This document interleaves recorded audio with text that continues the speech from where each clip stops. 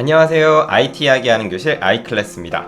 오늘은 아이폰의 캘린더에 대한 이야기를 해보려고 합니다. 저 어릴 때만 해도 이렇게 다이어리라는 게 있어가지고 다이어리로 일정 관리 같은 거 했던 기억이 나거든요. 여러분들도 이런 거 해보셨나요? 오늘은 일정 관리를 돕는 무료 캘린더 앱인 미니카를 소개해드리려고 합니다. 저는 맥이랑 아이패드, 아이폰도 다 같이 사용하기 때문에 웬만하면 연동성이 좋은 기본 앱을 조금 선호를 하거든요.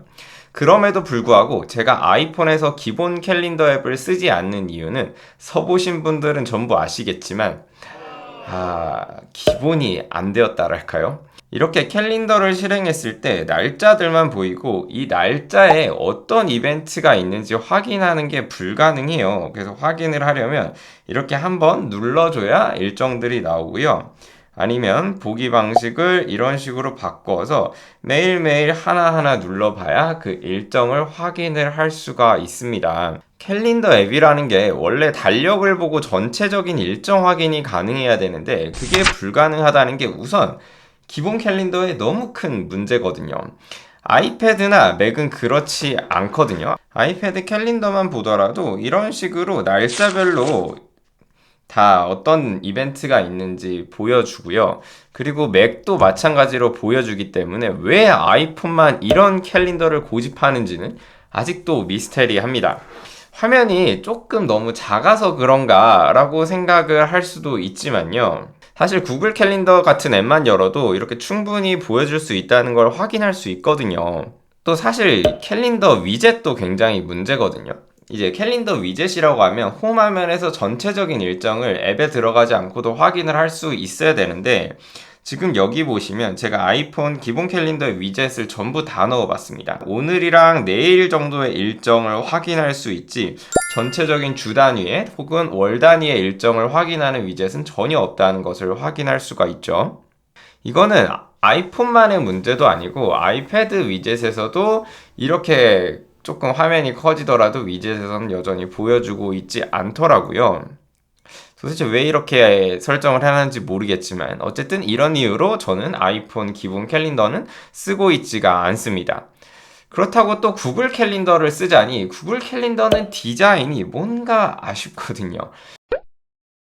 하지만 지금 제가 소개해드릴 미니칼은 아이폰 기본 앱과 같은 심플함을 갖추면서도 캘린더 앱들의 기본 기능들을 모두 갖추고 있다는 생각이 들어서 여러분들께 소개를 해드리려고 합니다. 미니칼의 첫 번째 장점은 바로 심플하다는 거거든요. 흑백으로 뭔가 아이폰 기본 앱 같으면서도 아이폰 기본 캘린더와는 달리 이렇게 캘린더 전체를 보면서도 이벤트를 확인할 수 있다는 장점이 있죠. 사실 이걸 좀 장점이라고 하기에는 너무나 기본적인 기능인데 기본 앱은 없으니까. 그리고 기본 캘린더는 토요일, 일요일이 그냥 흐릿하게만 칠해져 있어가지고 평일과 구별이 그렇게 크게 잘 되는 편은 아니에요. 가령 이렇게 특히 평일에 공휴일이 잡혀서 휴일이 되는 날에도 딱히 색깔을 안 바꿔줘서 색깔로 공휴일과 평일을 구별하기가 쉽지가 않거든요. 하지만 이 미니칼은 여기 토요일, 일요일 색깔도 다른 색깔로 바꿔서 평일과 조금 구별할 수 있게 해주고요. 그리고 이렇게 설날 연휴 같은 경우도 23, 24 지금 빨간색으로 표현되어 있죠. 이렇게 공휴일도 빨간색으로 표시되어 있기 때문에 평일과 공휴일을 조금 구별하기 쉽다는 것도 기본 캘린더에 비해 갖는 장점이라고 할 수 있겠습니다. 한 가지 조금 아쉽다면 토요일을 파란색, 일요일을 빨간색으로 표현하는 게 보통 일반적인 캘린더인데 이거는 토요일, 일요일 색깔을 다르게 지정할 수 없다는 게 조금 아쉬운 점이라고 할 수 있겠습니다. 하지만 여기 설정의 화면 스타일에 들어오시면 이제 컬러에서 주말이나 휴일을 뭐 파란색으로 바꾸거나 주황색으로 바꾸거나 뭐 빨간색으로 바꾸거나 원하는 색상으로 바꿔줄 수 있기 때문에 조금 더 자신에게 맞는 색상으로 바꾸시면 될 것 같아요. 게다가 또 좋은 점은 설정만 해주면 이렇게 날짜 옆에 연하게 음력 날짜가 표현되어 있어요. 이렇게 음력 날짜를 표시할 수 있다는 것도 장점이라고 생각을 합니다. 뭐 음력 날짜를 볼 일이 많진 않지만 어쨌든 기본 캘린더에선 확인할 방법이 없는 것과 비교한다면 장점이라고 할 수 있겠죠. 그리고 두 번째 장점은 조작성이라고 생각을 합니다. 지금 미니카를 보시면 위쪽에는 캘린더가 아래쪽에는 이제 일정이 표현되어 있잖아요. 물론 기본 캘린더도 마찬가지로 위에는 달력이 밑에는 일정이 표현되어 있기는 한데 이 날짜에 제가 이벤트를 추가를 하려면 여기 위에 우측 상단에 있는 더하기 버튼을 눌러야 돼요. 그럼 이렇게 한 손으로 사용을 할 때 여기 더하기 버튼에 손이 가기가 쉽지가 않습니다. 보통 이제 밑쪽에 있어야 엄지손가락으로 터치하기가 쉬운데 얘는 이제 위에 있다 보니까 터치가 조금 어려운 단점이 있죠.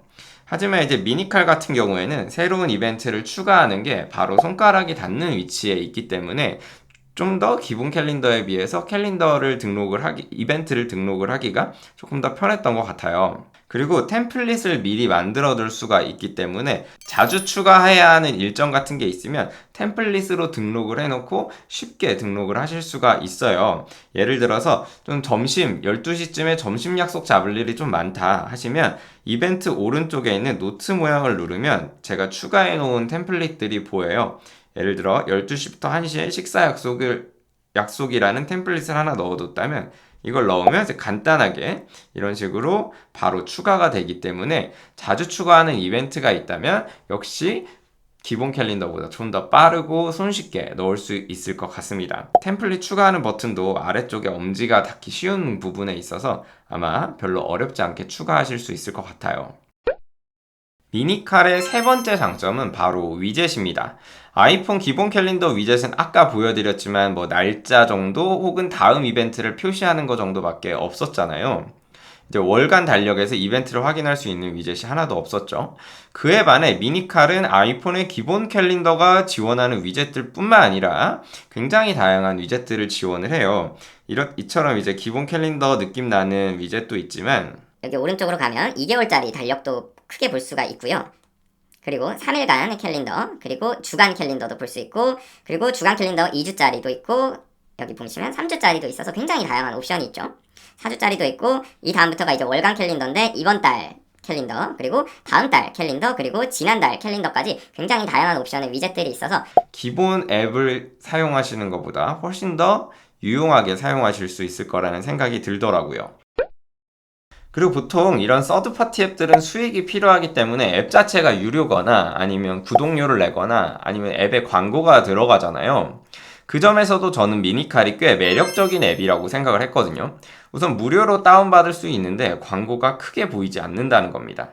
아마 이제 깔끔함을 컨셉으로 한 앱이라서 그런 것 같기는 한데요. 그러면 광고가 어디서 나오냐면 새로운 이벤트를 추가했을 때 나오게 됩니다. 근데 보시면 아시겠지만 광고가 안 보이죠? 광고가 어디 있냐면 여기 키보드를 치우면 이 밑에 숨겨져 있습니다.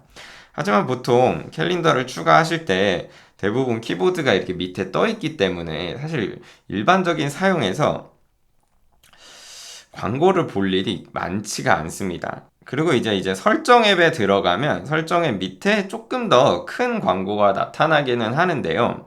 사실 설정 앱도 위에 있는 메뉴들이 누를 게 다고 여기 밑에까지 내려올 일이 없기 때문에 사실 설정 화면에서도 별로 광고를 볼 일이 많지는 않을 것 같아요. 물론 이제 조금 길게 사용하다 보면 전체 화면 광고가 뜨기는 하는데요. 하지만 대부분 3초나 5초 정도의 짧은 광고이기 때문에 이 정도면 이 앱의 깔끔함을 해치지 않는 선에서 크게 불편함이 없는 정도라고 생각을 합니다.